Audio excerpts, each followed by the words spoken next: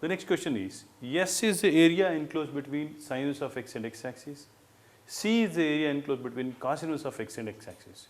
Then S by C is option A 1, option B pi by 2, pi minus 2 by pi, option C pi by pi minus 2, and option D is pi minus 2 by pi. Before understanding this, dear students, let me draw the graph of sin inverse of x. Do you agree with me? This is the graph of sin inverse of x. The question is, S is the area enclosed between sin inverse of x and x axis. That means to say, this is the area, this plus this, of course, this area plus this area. So this is the area enclosed between sin inverse of x and x axis. Whatever is marked in the yellow color chalk piece, this is the area sin inverse of x and x axis, right? Now the question is, how to find out this area? This area is not equal to 0, remember, but you can solve this using integration. Without using integration, can we solve this?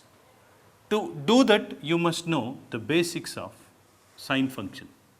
Do you agree with me? This is the continued part is sine function, right?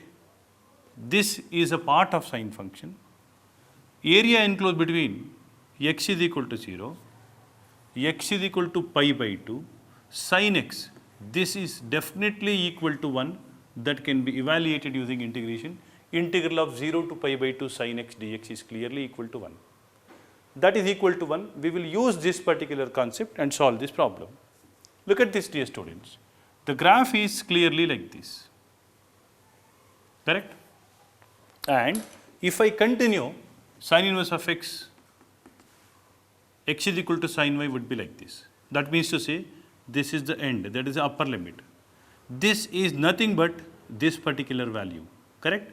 Therefore, this is equal to 1. I repeat, this particular part I am talking about is equal to 1.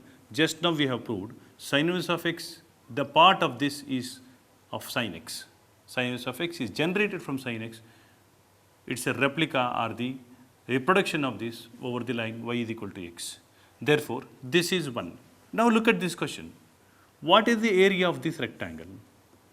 See, do you agree with me? This is 1 and this point is 1 comma pi by 2. Sin inverse of 1 is pi by 2. No doubt, this is a rectangle, that is a rectangle with this particular, this is not a parabola, right? This is sin inverse of a function. So this is a rectangle with width, the width as 1 unit, height as pi by 2 units. Is that correct? Now what is the area of this rectangle? Area of this rectangle is given by pi over 2. Is that correct? Area of this particular rectangle is given by pi by 2. The reason is width is 1, height is pi by 2. Actually it is 1 into pi by 2. But we wanted only this portion. That means to say we have to remove this. But what is this area? This area is 1. Therefore you want only this, that is pi by 2 minus 1. Got it? This is pi by 2 length into width is pi by 2. This is pi by 2. Exclude this pi by 2 minus 1. But here also we have same thing. This is 1, this is pi by 2. As it is symmetrical about this line, this particular line, this is pi by 2 minus 1. So now this area is given by, this is length and this is width. This is pi by 2 minus 1. This you have understood. But actually you have this area is pi by 2 minus 1. This area is also pi by 2 minus 1. Do you agree with me? Then what is total area? That is S is equal to 2 times pi by 2 minus 1. 2 times pi by 2 minus 1 is pi minus 2. Any doubts you have? That is about sin inverse of x. Next one is cos inverse of x. The graph of cos inverse of x is like this, right?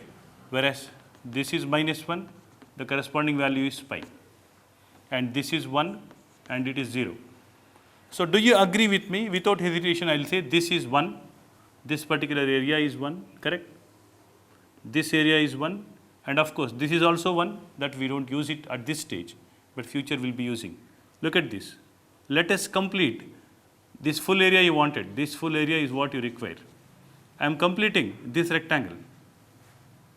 What is the area of this rectangle, dear students? This full rectangle is 1 unit, width, height is pi units. Therefore, it is nothing but equal to pi units. In this, we have to exclude this area minus 1. That will give us this particular area. To this, we have to add 1. So, plus 1. I repeat, this pi minus 1 is this particular area.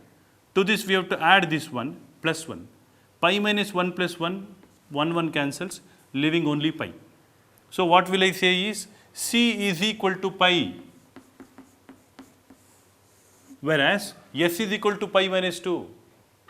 So, the option is pi divided by pi minus 2. Option C is correct. How simple it is, just see. So, it is a very simple solution and a very easy approach also. It is pi by pi minus 2. Look at the beauty of this. Once again, we are not using integral calculus. We are just using basic mathematics and solving this. Got it? Now, let us go to the next question.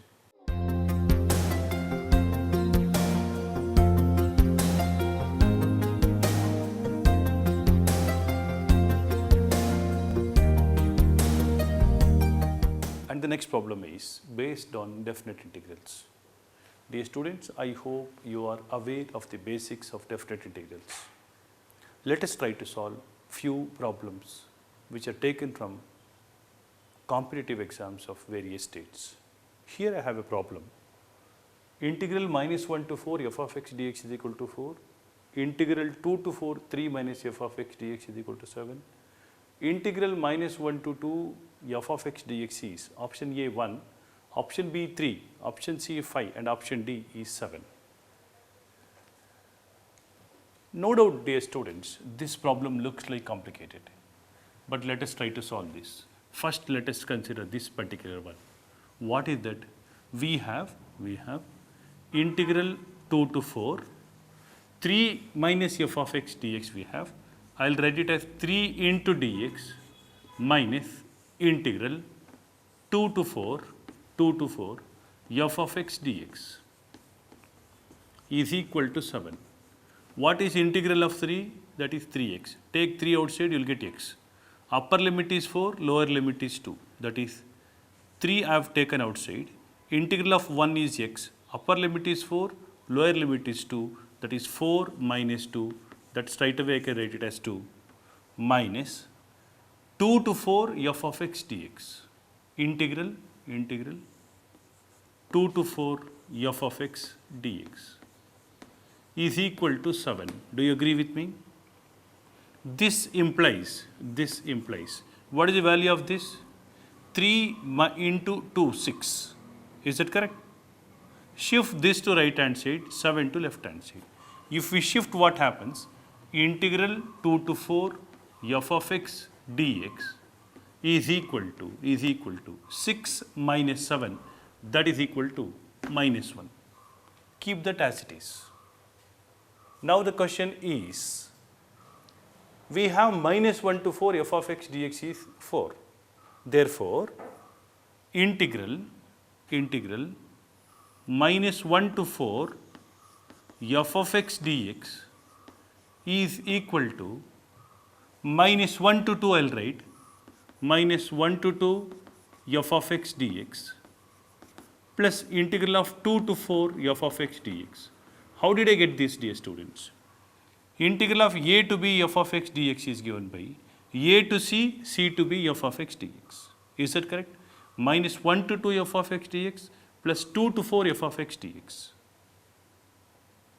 Now, let me call this as a for the time being. Do you agree that is equal to a? This implies a 2 to 4 f of x dx, just now we evaluated 2 to 4 f of x dx is minus 1. A minus 1 is equal to a minus 1. Actually, this is plus of minus 1. A minus 1 is equal to minus 1 to 4 f of x dx, they have already given it as 4. A minus 1 is equal to 4. Shift minus 1 to right hand side, you will get a is equal to 4 plus 1. A is equal to 4 plus 1, a is equal to 5. Got it, dear students? A is equal to 4 plus 1, a is equal to 5. Option C is correct. Understood this, dear students? Now let us go to next problem.